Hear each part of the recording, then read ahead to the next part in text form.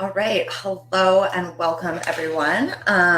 Welcome to day one of the Love the Thin Skin You're In workshop. I am so excited to teach this today. I'm just going to give us a couple minutes here for people to hop on and make sure that everything is working correctly. So if you're joining me already, say hello. Let me know if you can hear me and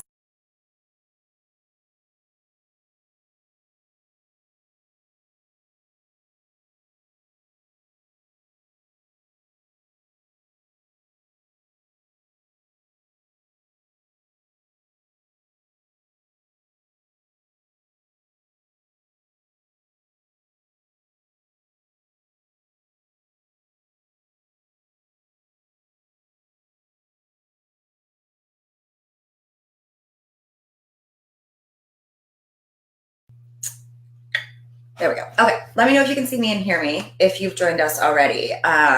It would help me out so much if you would just let me know in the comments if you can see and hear me. Sometimes there's a delay when I'm using this software, so I just want to make sure that everybody can see and hear me before I move forward. Hanging out.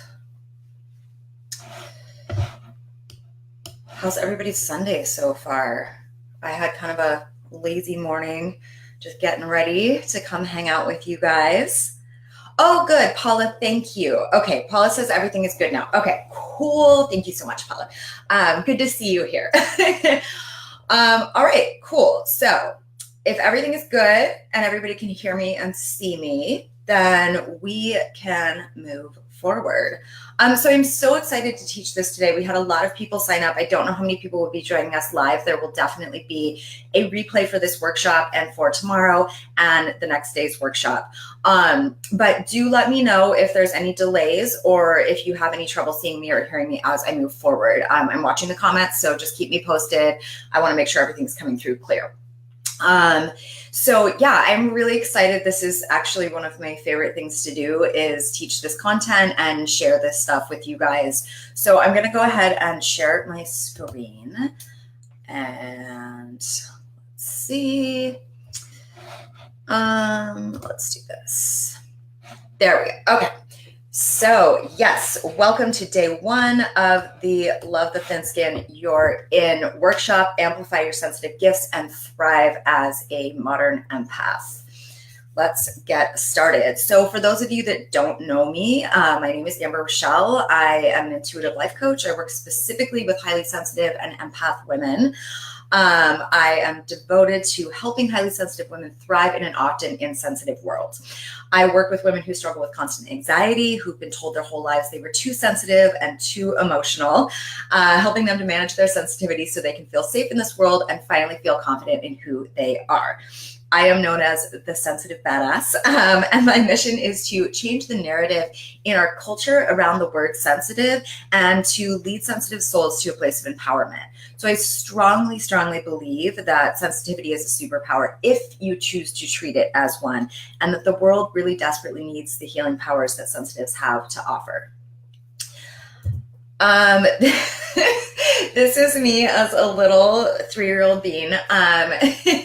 So a little background on me and just kind of how I got to where I am and what got me into this work is when I was growing up as a child, I lived in a really kind of like chaotic and stressful home environment. And I was so sensitive. Like I literally felt like I was walking around without any skin. That's how I would explain it. I just felt raw. I felt so vulnerable to everything around me. And nobody really taught me what it meant to be sensitive. I didn't have anybody explaining this stuff to me. I didn't know what it was. I just knew that I was different. I knew that there was something very different about me. And it made me feel weird and it made me feel uncomfortable. And, you know, I talked about my feelings a lot because I had these big, huge feelings. And I got a lot of negative feedback about that. Like, you know, I was basically told in my family, like, like if you talk about your feelings like that, it makes people uncomfortable.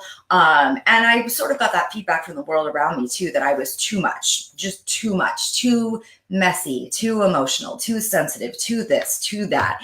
And so, you know, as a sensitive young girl, I took all that feedback and I was like, okay, there must be something wrong with me. I am too much. I believed it, right? I honestly 100% believed that I was too much. And so I started to hide myself. I really started to kind of try and make myself small, make myself invisible. I tried to make myself into something that I was not, to fit in. Because I just, like any kid, any sensitive kid, we want to be loved. We want to belong. We want to fit in. We want to feel normal.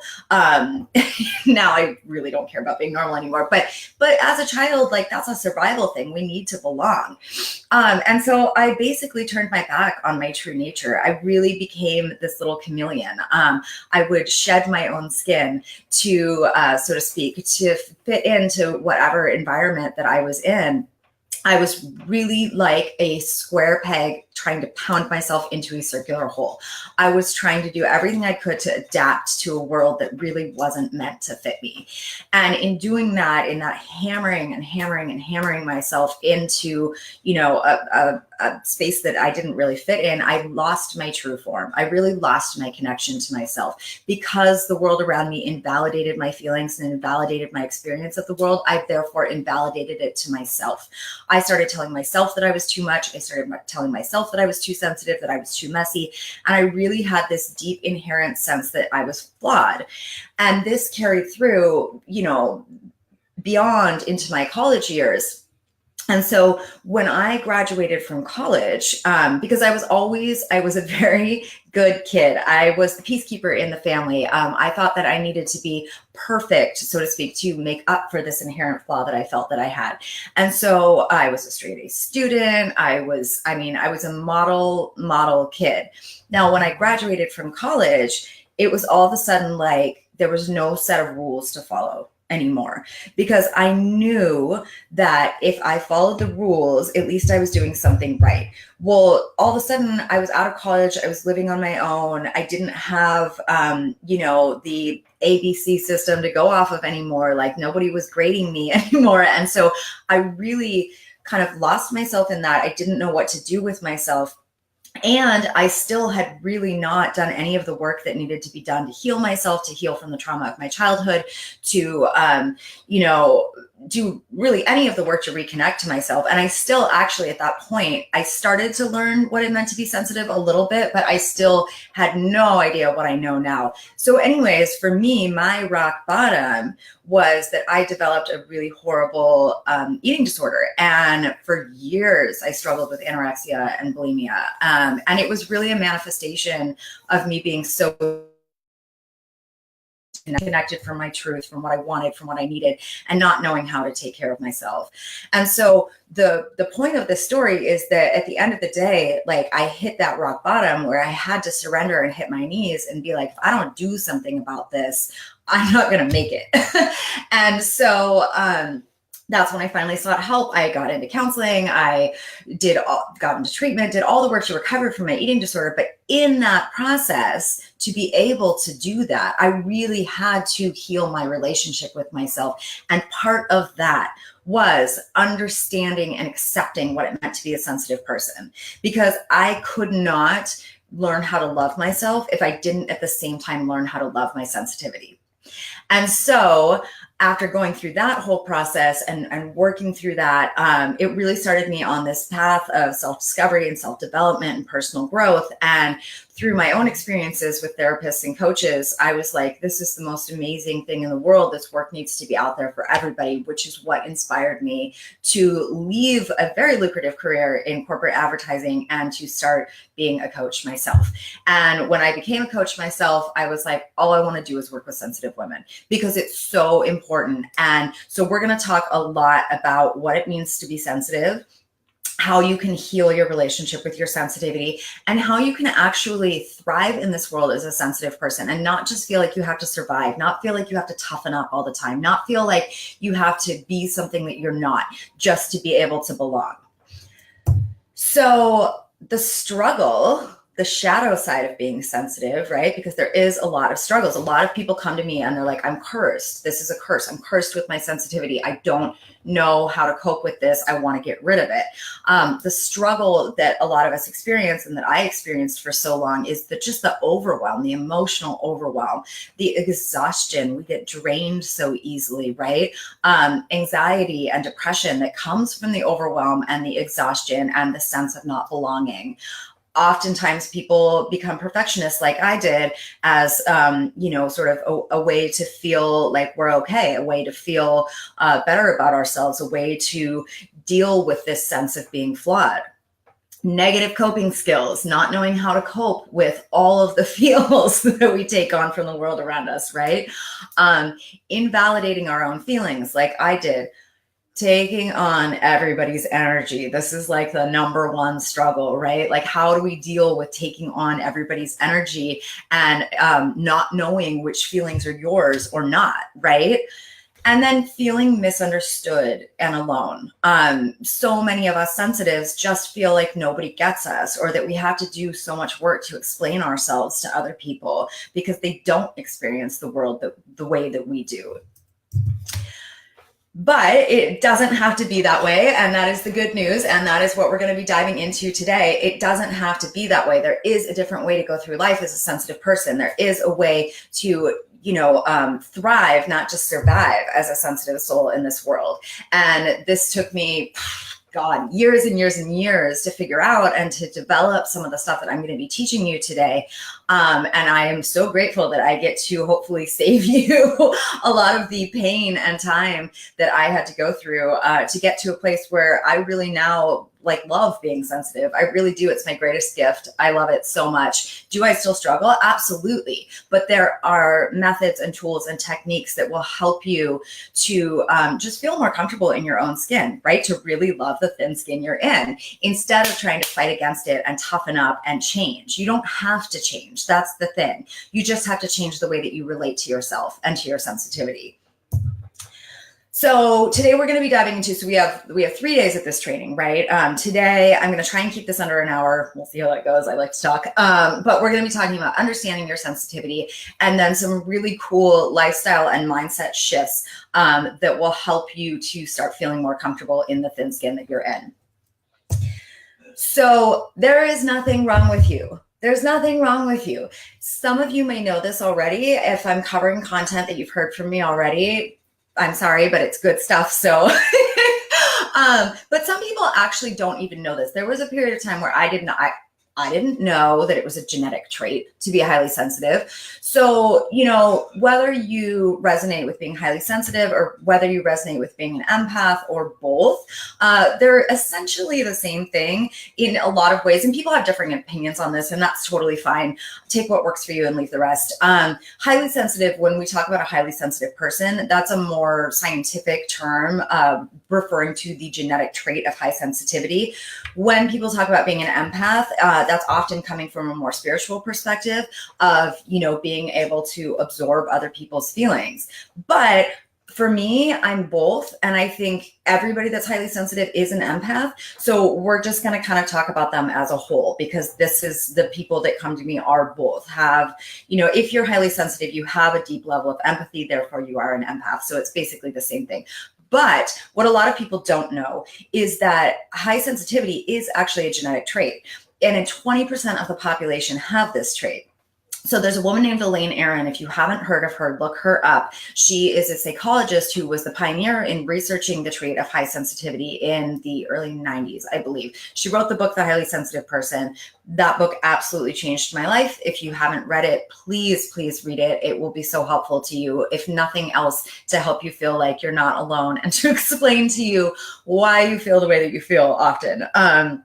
So she coined the term the highly sensitive person and did this research and found that there was 20% of the population that had this trait, which I was really shocked by when I first heard that, because I felt so alone, right? Like all the time I felt so alone and misunderstood. And then when I realized that it's 20% of the population, I was like, oh my, that's actually a lot of freaking people.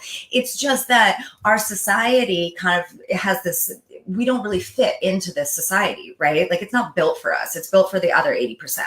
And so I think a lot of sensitives really try and like hide that part of themselves to try and fit in. And so therefore we don't realize how many other sensitives there are walking around among us. So basically this genetic trait, it just means that our brains are wired differently. We process sensory data much more deeply and thoroughly. So basically we take in more information from the world around us, audible, visual, emotional, energetic, like we just take in more information. But then once we take it in, we also kind of like chew on it more. It takes us longer to process it. Like we're very, very deep beings. We have a very deep inner world. And so we're taking in all of this information and then we're processing it longer and deeper is essentially what it means. Also, we have more activation in what is called our mirror neurons. So mirror neurons are basically the neurons that give us our empathy. So our mirror neurons are the ones where, like, if I see somebody take a sip out of their coffee, those neurons in my brain fire as if I was taking a sip out of my own cup of coffee. So it's basically what gives us empathy. So sensitives have more activation in those neurons, so we are naturally more empathetic beings. This is what leads us to pick up on the energies and emotions of others. So it is the wiring in our brain. And the reason why this is important is, several things, twofold. So one, to explain to you that, like, there's nothing wrong with you. It's just the way your brain works. Like, it's just different. It's not bad or good necessarily. It's just different, right? And then, also it helps to explain to you, like, why you experience things the way that you do. So yeah, we experience the world differently, but that doesn't mean that there's anything wrong with us. In fact, it's actually a really cool gift, and I'm going to get into that in a little bit here. But it's important to recognize, if you are sensitive, you're not alone, you're not weird, and there's freaking nothing wrong with you. You just have a really cool genetic trait that 80% of the population doesn't have.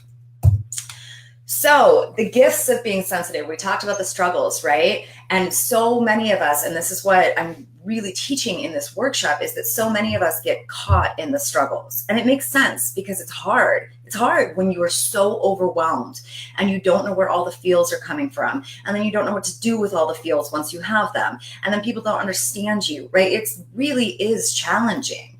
But there's also so many gifts that come with being sensitive. And once we learn how to minimize the struggles, we can then start maximizing the gifts of being sensitive. So sensitive people, like, think about it. We have more empathy than other people do. That's beautiful. That's amazing. Like, I look at it as a superpower. I really do. I look at it as something really unique and special. Not everybody can pick up on the feelings of others. And although that can suck sometimes, it's also actually really kind of cool, right? Like, it's cool that we can do that. It's cool that we sense so much from the world around us.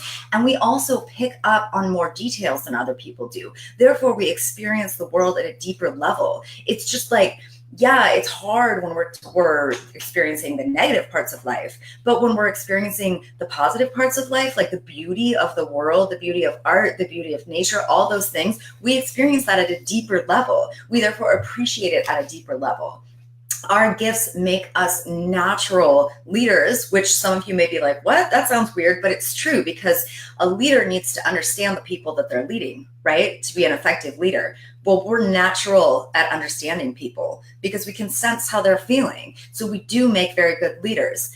Creatives, visionaries, intuitives, healers. So many sensitive people are artists or actors or musicians or therapists or coaches or some sort of a spiritual mentor or guide, because those gifts come naturally to us. And my firm belief, and the reason why I'm so passionate about this work that I do with sensitive women, is that this is not an accident, guys. 20% of the population, and by the way, it's not just humans, it's in animals too, which I think is so freaking cool. I could go on and on about that, but so I believe firmly 100% that we are given this gift on purpose, that we are tuned into the dark places of the world. Yes. And that's hard. Yes. But the reason for that we see them and we feel it, and that seeing it and feeling it therefore motivates us to do something about it. That is why we are natural helpers. We are natural healers. right? Like that is our gift, is that when you can sense and know what needs healing and feel at a deep level, that will motivate you to do something about it. So I believe that we are here to heal the world. We really are, whatever that looks like, right? There's lots of different ways to heal and to help, but this world needs us. And if we don't do this work to minimize the shadow side and the struggles of being sensitive, we're going to keep being stuck in that. We're going to keep feeling like there's something wrong with us. We're going to keep feeling like we don't fit in or we don't belong. And that is going to stop us from doing what it is that we are meant to do here on this earth. So it's really vastly important that, you do this work, whatever that looks like for you. If you are struggling with your sensitivity, to connect deeper to it, to figure out how to thrive with being sensitive, so that not only will you be healthier and happier, but so that you can really give your healing magic to this world. So part of this is making a life that fits you, rather than, like I was talking about earlier, what I did, which for so long was trying to fit myself into a world that didn't fit me. I was trying to shed my skin, pound myself into a form that wasn't mine, all the metaphors. But basically what I was doing is I was trying to become somebody that I wasn't, so that I could feel like I could fit in. It doesn't work. It doesn't work. It's going to make you miserable. It's going to make you unhappy. It does not work. So you have to stop fighting your true nature. You have to hit a point where you surrender and hit your knees and say, okay, damn it, I may not love being sensitive, but this is who I am. Because it's not going to go anywhere. It's not going to change. If you're sensitive, you're sensitive. And this is good news. May not feel like good news, but it is. But so stop trying to pound yourself into, if you're a square peg, stop trying to pound yourself into a circular hole. You have to make your own rules. You have to start building a life that fits your sensitive nature. And it's difficult. Yeah, it's difficult, especially in the beginning, to kind of say, okay, I am somebody that needs more self-care. I am somebody that needs more downtime. I am somebody that maybe needs to take things a little bit slower. I am somebody that needs to set really strong boundaries. I am somebody that needs more time to process things, that takes longer to make decisions, all those things. So, okay, that's who you are. That's who I am. So start creating a lifestyle that fits that, rather than trying to pretend that you are not those things so that you can fit into our fast-paced society, right? And there's all sorts of ways to do this, and we're going to talk about this. But essentially, you have to be a rebel, and it's kind of cool because you're different, and you're different in a really awesome, great way. And so you have to kind of just put your foot down and be like, no, like, screw it. I am sensitive, and it's awesome, and I am going to start building a lifestyle that helps me feel more safe and comfortable, and that adapt life to you rather than trying to adapt yourself to life, is essentially what I'm saying.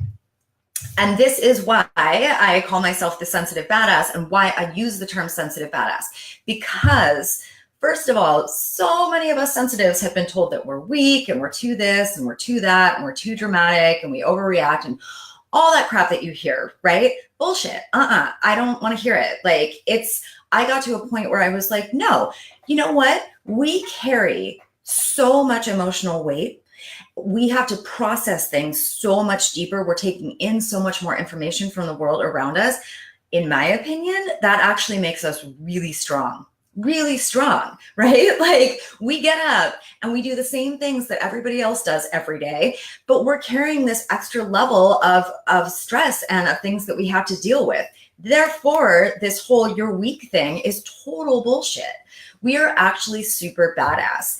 And my definition of a sensitive badass is a sensitive woman who owns her power, knows that this is a gift. She understands her magical gift and knows how to work with it so it works for her. She is unapologetic, this is important, about her deep feelings and getting her needs met. She knows she has a gift, and she honors and respects that gift by caring for it diligently. She is empowered by her sensitivity and is using her superpower to help heal the world. So that's just kind of how I define a sensitive badass. And I really believe that every sensitive person out there has this badassness within them. It's just, like I was saying, that we're stuck in the shadow side of the sensitivity. And so we need to learn how to work with it and not against it, to be able to really not become more badass, because you're already totally strong and badass, but to feel that, to really own that, to embody that badassness and no longer feel like you have to apologize for who you are, right? So let's talk about self-care. Self-care is so important, guys. And when I talk about self-care, I'm not just talking about taking a bath. Okay. So self-care, yes, it can look like getting a manicure or taking a bath or whatever the typical things that you hear, right?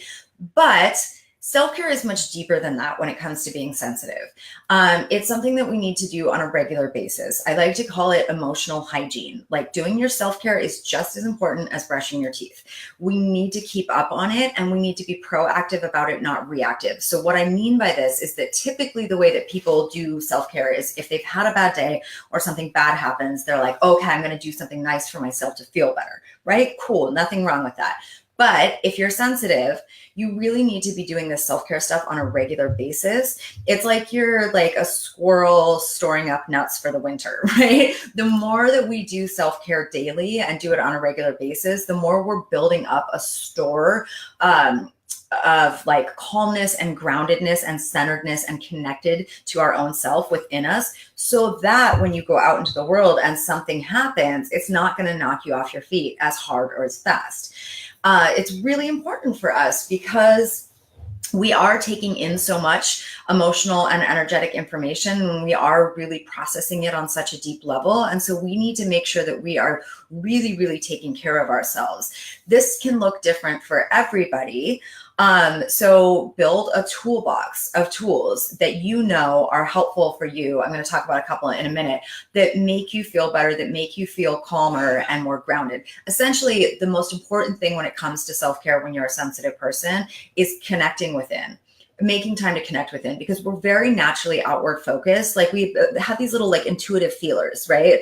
And we're tuned in to a lot of the things that are going on outside of us. We're taking in so much of that information. We're noticing details. We're noticing people's feelings and their energies. And it takes up a lot of our awareness. It is not supernatural for us until we train ourselves to do this, to connect back within, to tune those feelers back into our own self. And so it's really, really imperative that we work on this and train ourselves. It's like building an emotional muscle, and do this on a daily basis so that we're noticing what's going on with us, in us, so that we can process it and figure out what we need and get some of that emotional baggage off our backs so we're not so weighed down by all of the feels. So one of the things that's really helpful is to make sure that you're on top of your schedule. It sounds simple, but it really is important. Make sure that you don't get so overloaded that you're booked.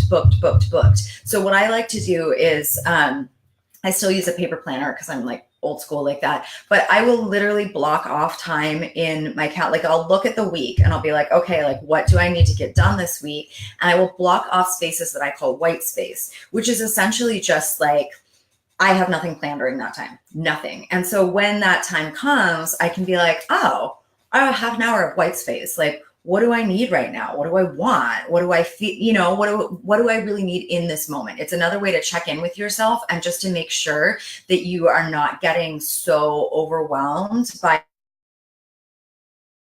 that we are having white space in our calendar. Ritual and routine are very helpful for us as sensitives because it's one less thing to think about. So if you have routines, like I have a morning routine, I have a nighttime routine where I'm winding down for the night. I know what to expect.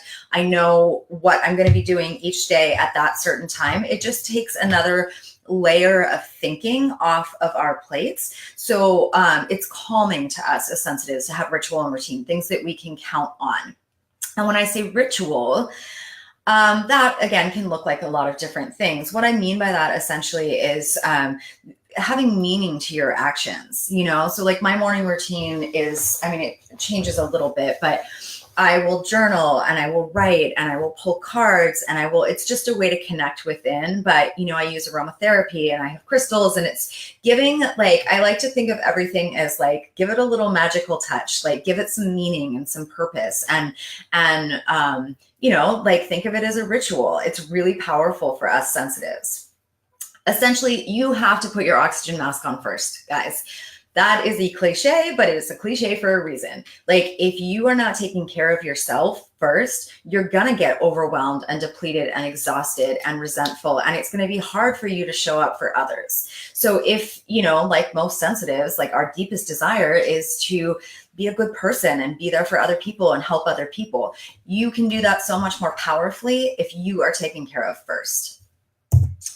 So self-care can look like meditation, connecting with yourself, silence, journaling, spending time in nature, using tools like crystals or aromatherapy or sage or whatever resonates with you. It doesn't matter. But, like I said before, make it magical, like make it purposeful, like make it fun. It doesn't have to be, like, for example, if you like to meditate, or if you have a hard time meditating, sometimes I have a really hard time meditating. I'll be honest. Like, sometimes my mind is just like way too anxious. So I'll listen to a guided meditation, or I'll lay down and just listen to music, or I'll make your own rules, make it work for you. The entire point of this self-care game is so that you are having these pockets of calm, and so that you're making time to connect with yourself, to listen to you, to listen to your own feelings, to process those feelings.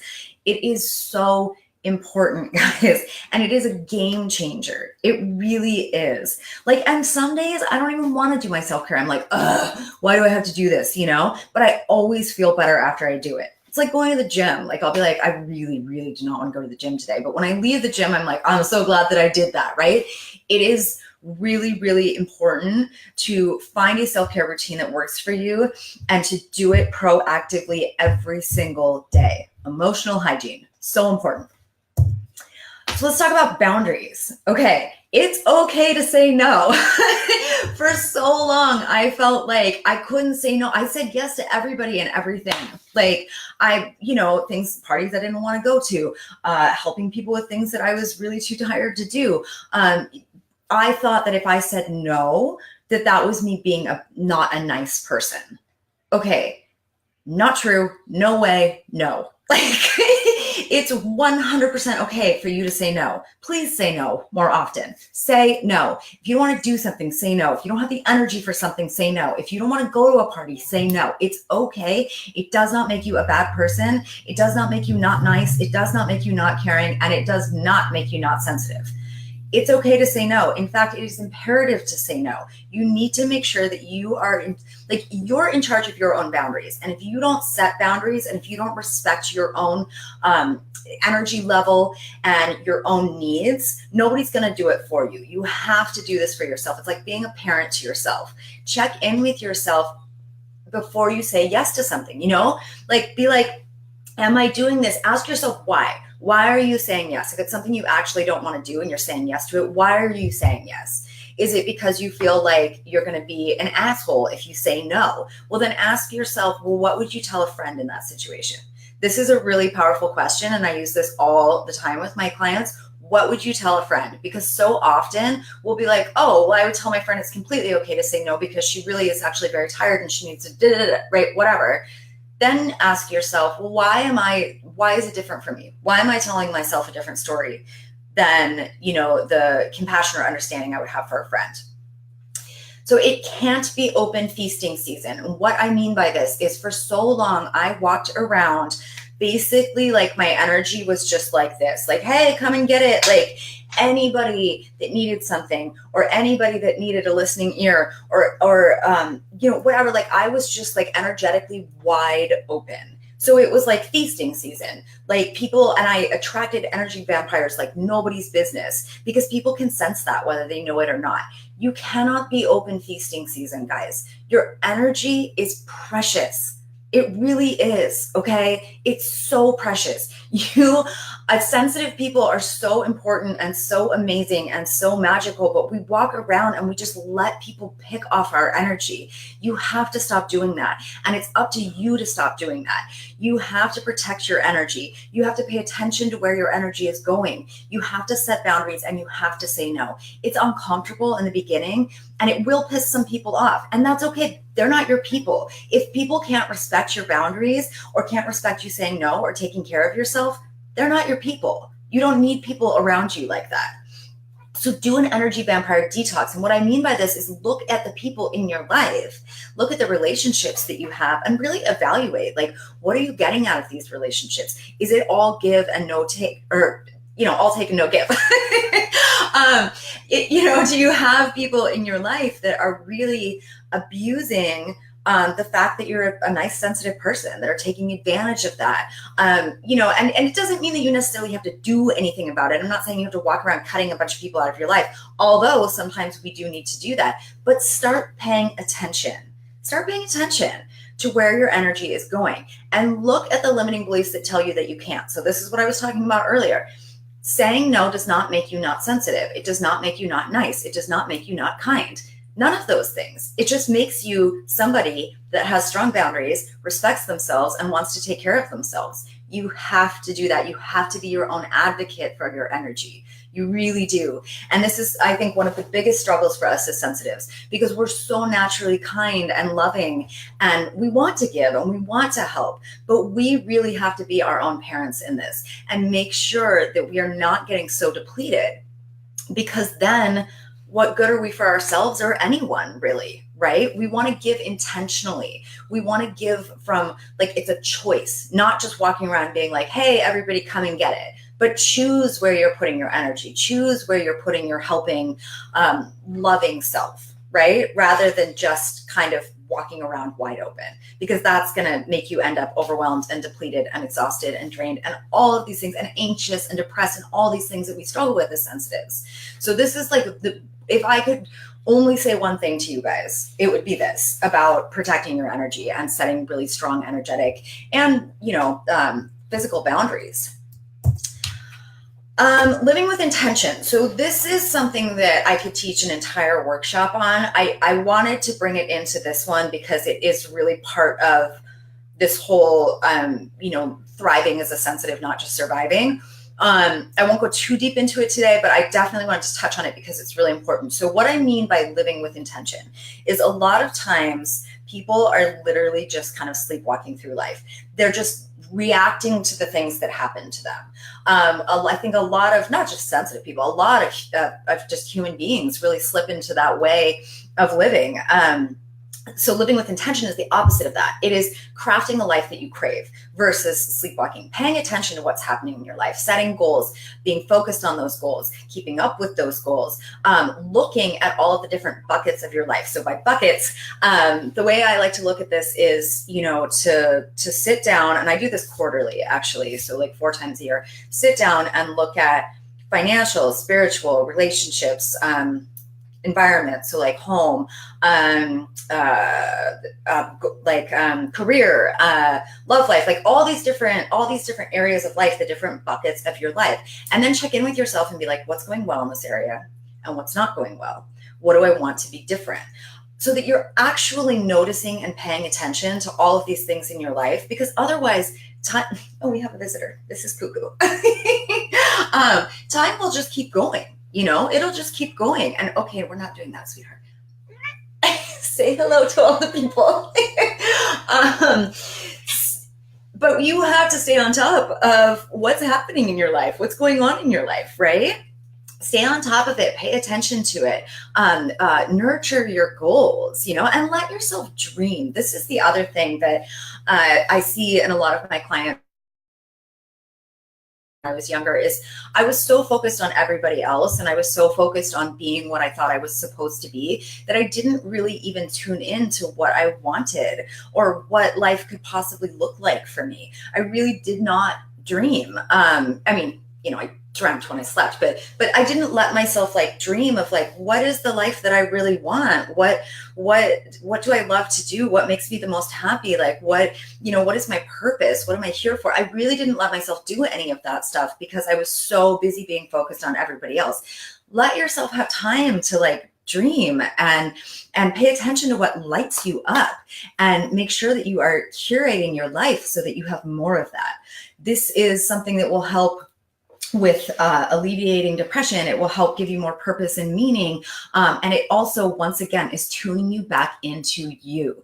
It is so important. We have to be our own best friend. We have to be our own parent. We have to be our own advocate, because otherwise life will just happen and it will take from you. And you will look back and be like, what happened to the last 10 years, right? And you don't want that. Like, everybody deserves to have an inspirational life, a life that feels like it completely lights them up, that feels meaningful and purposeful.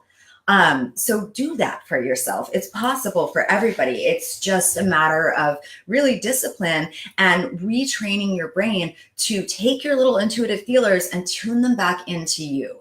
This will benefit not only you, but honestly, everybody else too, because the more happy and lit up you are, the more that you're going to be able to influence other people to be happy and lit up too. So hack your brain. Okay. So we know that we have this highly sensitive trait, right? So this is when I talk about working with our trait and not against it. So you are armed with the information. And once again, if you have not read The Highly Sensitive Person, please read that book, because it will explain to you your brain in a way that is really helpful and that will help you to use these tools of hacking your brain.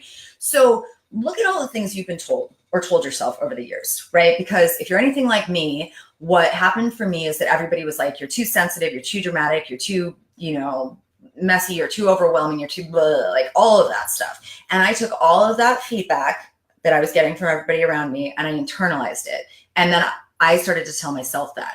And so then I started invalidating my own feelings. I would have a feeling and then I would be like, oh my God, you're overreacting, Amber. Why are you being so sensitive? Ew. I would push the feeling away. I didn't want it. I didn't want to see it. I didn't want to look at it. And this is what led me to having this gigantic, bag of unfelt feelings and uncared for feelings that I was carrying around on my back. No, everybody else's, but then all of mine that I was invalidating to myself.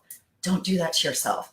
Look at what you've been told and what you've told yourself and ask yourself, is that actually true? Is that belief serving you?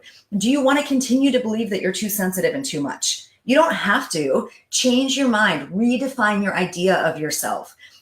Take everything I'm telling you today and be like, no, I'm going to rewrite these old stories. I can look back now on times when I was a little girl and remember feeling such deep shame just around who I was, such deep shame that I was so flawed and there was something so wrong with me. And that was the story I told myself over and over and over and over again. And I look back now and I'm like, oh my God, I wish, that picture I showed you earlier, my little 3-year-old self, I wish I could scoop her up and hold her and tell her how amazing and sweet she was and how gifted she actually was, right? Think of yourself when you were a little girl. This really helps with this kind of hacking your brain stuff, because if you are in a place like I was, where you're really struggling with the self-criticism piece, and feeling like there's something wrong with you or feeling flawed, think of yourself as a little girl. Would you say that stuff to her? Hell no, you never would, right? Treat yourself the way that you wish that you had been treated. Give yourself that love, give yourself that respect, give yourself that care. Really show up for yourself for who you are, exactly how you are right now. Stop apologizing. This is the other thing. Start noticing how much you say I'm sorry. Because I used to say I'm sorry to everything. Or I would talk about my feelings and then I'd be like, oh, I'm so sorry. That's probably too dark or too uncomfortable. No, don't apologize for your sensitivity. Don't apologize for your feelings, because every time you apologize for your feelings and your sensitivity, you are telling yourself and the world that it's not okay. And it's totally okay. It's absolutely 100% okay. So stop apologizing. Start looking for the good. So start looking for the good. When I first started doing this work, I literally kept a list of all of the things that was good about being sensitive, all the things that I liked about being sensitive, every compliment somebody gave me that had to do with my sensitivity, so that I was a good listener, I was a good friend, I understood them like nobody else did. Any of that type of stuff, write it down, honor it, pay attention to it, and start looking for it.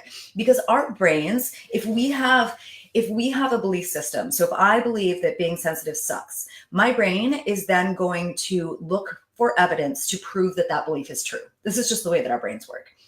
So start hacking your brain. Start telling yourself, no, this is good. I like being sensitive. Let your brain start looking for evidence that it's good, because what this will do is it will take the pendulum and swing it the other way. And then you will start being focused on the good part of being sensitive. And when you're focused on the good part of being sensitive, you feel better about yourself. You feel more confident. You feel gifted. You start to see it as a gift. And then you start to live your life that way. it becomes more natural to take care of yourself, to show up for yourself, to stand up for yourself, to protect your energy.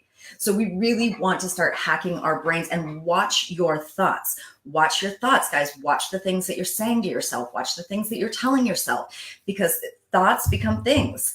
Like if you feel like you are flawed and weird and there's something wrong with you, that is going to manifest into your life. So watch what you're telling yourself and start challenging those thoughts. Remember your little girl. Remember what you would tell a friend. It's really important to do this. Like, awareness is literally your best friend.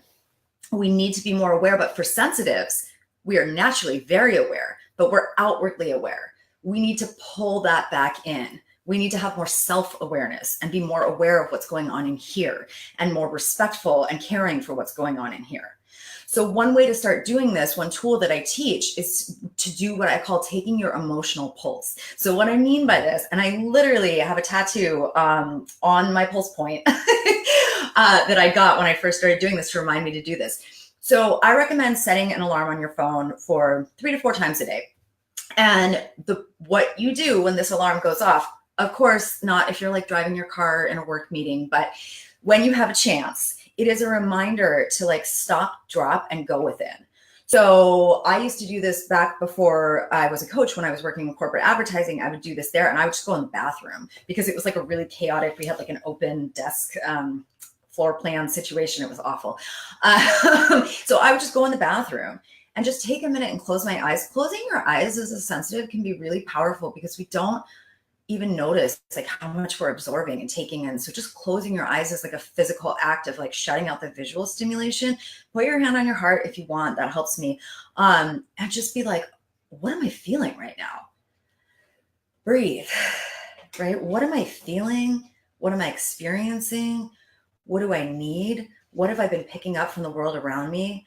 Ask yourself, like, is this, if you're feeling anxious, is this anxiety mine? Or is it because of the people I've been around all day? Like, check in. And what this does is it starts to, again, this is an emotional muscle that we're building. We're training our brain. It starts to train our brain to check back in with us. Because what used to happen to me, and what happens with a lot of the women that come to me that are struggling with this, is we live in a really busy world. We have a lot of responsibilities. We have a lot of stuff we have to do, right? So we have our day and we're like, go, go, go, go, go. And we're busy and we're doing all this stuff. And then we get home at the end of the day, and then it hits us and we're like, oh my God, like I'm like this tangled mess of emotions. I don't know what's mine and I don't know what's other people's. And I just feel anxious and I just feel overwhelmed. And all I want to do is grab a glass of wine and a box of cookies and sit down and binge on Netflix, right? Not that those are necessarily bad things, but, but we want to tune out, because what we're looking to do is to ground ourselves, because there's so much and it's just too much to sort through. So when you do this emotional pulse tool and you start checking in with yourself throughout the day, it is going to not completely fix that, but help with that a lot, because you'll start to notice throughout the day, oh, that chick at the grocery store was super rude to me this morning. No wonder I'm feeling this way. Or, oh yeah, duh, like my coworker was, yakking my head off about her divorce that she's going through. I was picking up her pain from that. It will help you to start identifying where you're picking up feelings that aren't yours. It will also help you to start noticing what feelings are yours and being able to ask yourself, what do I really need to process this feeling, to deal with this feeling? So it's just another way to train us to check back in with ourselves, which is really a lot of what we've been talking about today, is really giving you that time. And I'm going to go into this more in tomorrow's training, but of healing your relationship with yourself and getting to know yourself and understanding your own energy and understanding your own emotions and understanding your true nature as a sensitive woman. So and be more respectful of who you are and what your true nature is, right? Ooh, I'm doing good with timing. Usually I go way over it. So tomorrow, we are going to talk about coping skills for all the feels. So, okay, you take on all these feelings. What do you do with them? How do you process them? Like, how do you move through them, right? We're going to dive into that tomorrow. I'm going to talk a little bit more about protecting your energy, what that actually looks like, tools for you to start doing that.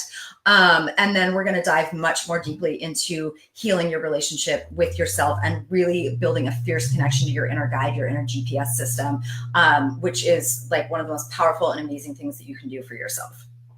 So I want to remind you that none of this is an overnight shift, right? We're changing our lifestyle. We're changing our mindset. We're changing our relationship to ourselves. It's work, and the magic wand is in the work. Like a lot of people are looking for a shortcut, of course, right? Like we don't want to have to spend a lot of time to feel better. Nobody does. But the shortcut to the work is really having somebody to guide you through it and to help you apply these tools to your individual and unique life. It really, honestly, like I've worked with so many therapists and coaches myself, and it is the fastest, best way to get to a place where you are feeling like you are being the person that you want to be, living the life that you want to live, and, you know, really feeling the way that you want to feel, honestly. And as a sensitive person, I think it's especially important, you know, if you're going to work with somebody on this type of stuff, to work with somebody who is also sensitive, because we experience the world in such a unique way that you need somebody that understands that. Like we have really unique skills, and we also have unique struggles. And if you're not sensitive, you're probably not going to get it, right? So this is why I built and put together, this is my signature program, the thing that I am the most obsessed with. I run this twice a year. It is my Sensitive Badass 6-month coaching mentorship, my favorite thing in life I have ever created. And I have enrollment open for this right now. So we are closing on the 9th. Yes. So next week it's closing on the 9th. So all this week, I am taking calls, and I'm going to talk about that in a minute, but for people to book a free call with me, if you are loving everything you've heard today, and there's lots more to come tomorrow and the next day as well. But if you're loving this stuff and you're feeling called to really get somebody's guidance to kind of help you apply this to your unique individual life, that is what this program is all about. So it's really, you know, learn to love the thin skin you're in, amplify your sensitive gifts, and thrive as a modern empath. Learn how to really be, you know, a happy, healthy, fulfilled empath in this world. So it's obviously for highly sensitive and empath women.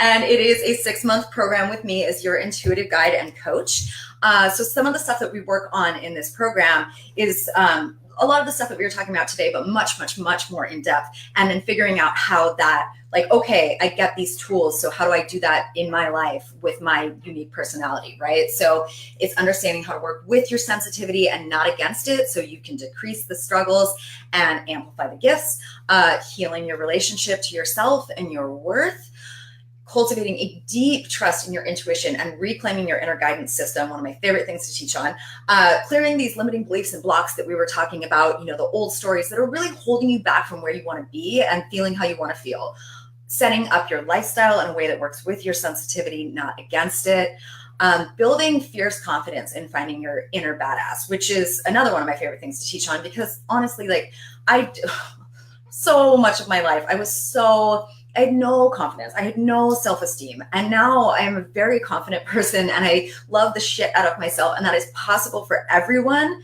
So possible for everyone. And there's really cool ways to get there.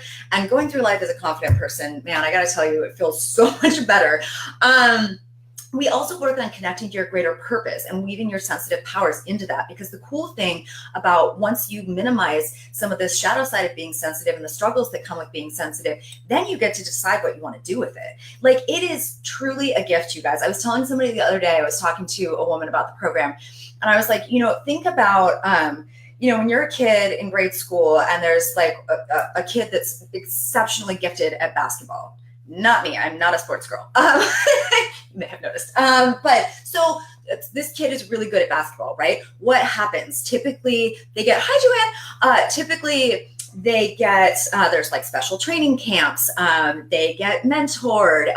The coach gives them special attention. Their parents make sure that they're practicing all the time, right? So what if somebody did that for us? Oh, thank you, Paula. See you. As sensitives, right? Like, what if sensitivity was seen as just as important of a gift as like some kid that's good at sports, right? What that is what this is about fostering that gift, growing it, loving it, caring for it, and then seeing what it can do for you and the world beyond when you treat it as the superpower that it is. So we dive into setting boundaries, releasing toxicness in your life, living with intention, like I was talking about before, working with honoring and protecting your energy so you can release and move through all the feels that aren't yours. Like cat hair on my mouth. And this is all within a magical, safe container held powerfully by me as your guide, and 10 other sensitive women to walk beside you on the journey back home to yourself, your truth, your purpose, your magic, and your happiness, all specifically through the lens of being a modern sensitive woman. So this program is part one-on-one, part group. So the way it works is that so if you join the program with me, so you'll get 3 one-on-one sessions where we'll have an hour-long session 3 times a month. And then at the end of the month, we have a group call, which is essentially a teaching call, a lot like what I'm doing today, but obviously like much more in depth and detailed. And so I teach on a certain concept, and then we have open discussion, open coaching. And it's just really awesome because it builds a community around you where you're not just getting my support, but you're getting the support from women who understand you, who you don't have to explain yourself to, and who have similar goals and, wants, and are moving through the work at the same time. There's something very powerful and magical that happens when women come together in a circle like this. It really, I don't even know how to explain it other than it's just magic.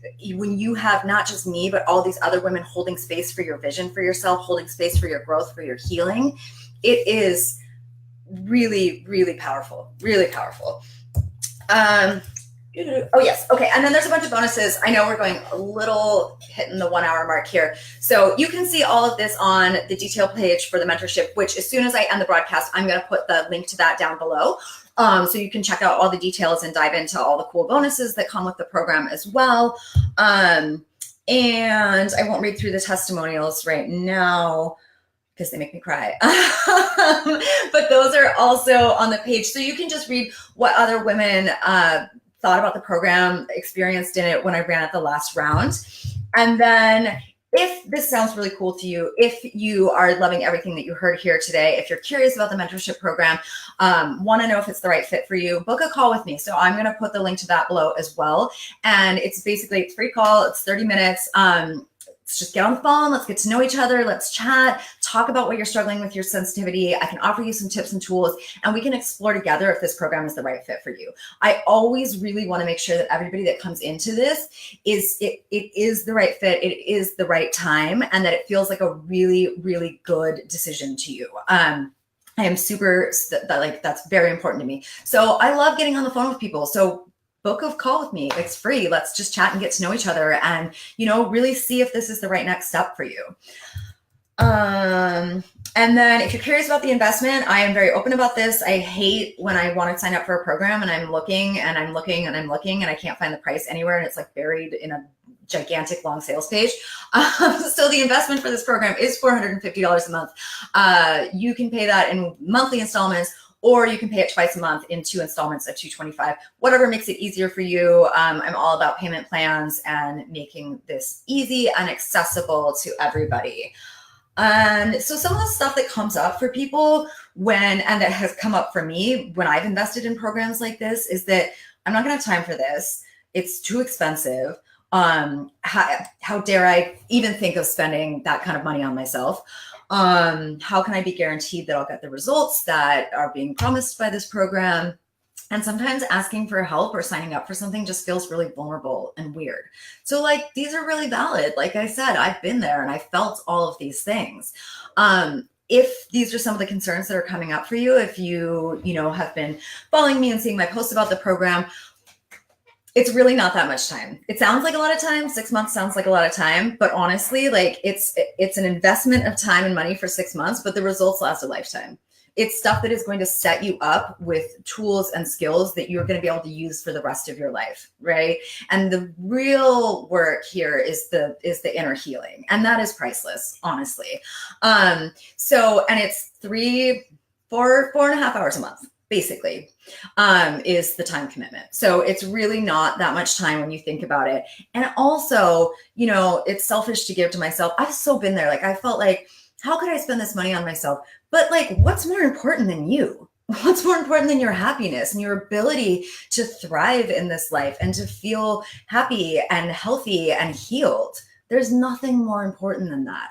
And it's not selfish. It's imperative to give to yourself. It's imperative to take care of yourself. That's what I was talking about all day today, right? And the more healthy and happy and filled up and on purpose you are, the more that you're going to be able to give that energy out to the world. So it's not selfish at all. It's actually really the opposite. It is putting your oxygen mask on first. And as far as having guaranteed results, well, that's honestly up to you, right? I am confident in my abilities as a coach, but I know that I've signed up for programs and not fulfilled my end of the bargain, not done the work, not watched all the videos, right?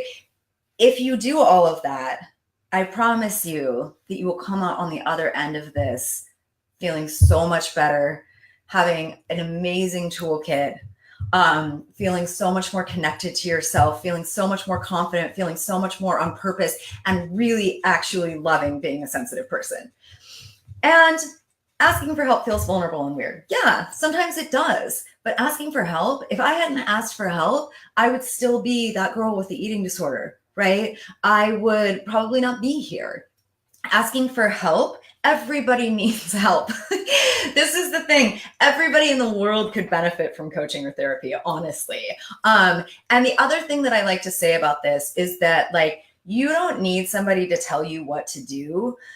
The bulk of the work that I do as a coach is clearing the cobwebs that are holding you back from the truth of who you are, because inside you are already strong and you already know the things. It is just that as sensitive people, it is so hard for us to connect back within. And so I am just here to walk beside you on that journey and to help you get there and to help you clear those cobwebs. I already talked about that. All right. Yay. Thank you for everybody that joined me today. Tomorrow's going to be awesome. Super cool stuff we're diving into tomorrow and on Tuesday as well. So I hope you will join me for the remaining 2 days of the workshop. If you are interested in the mentorship, like I said, I will be putting the link to the sign up page for that with all the details on it and the link to book a call with me. Please, if you're feeling curious at all, do book a call. I really, it's one of my favorite things to talk to you guys. So I would love to talk to you. And you can also email me, amber@amberrochelle.com, if you have any questions. I will be sending out the replays for these workshops once all 3 days are done. But yeah, come back and join me tomorrow. Tomorrow, I will be going live at 1 p.m. Pacific Standard Time instead of noon today, which I had to do because my husband is about to start watching the football game and it's going to get loud in here. So I love you guys. Thank you so much for joining me, and I will see you tomorrow.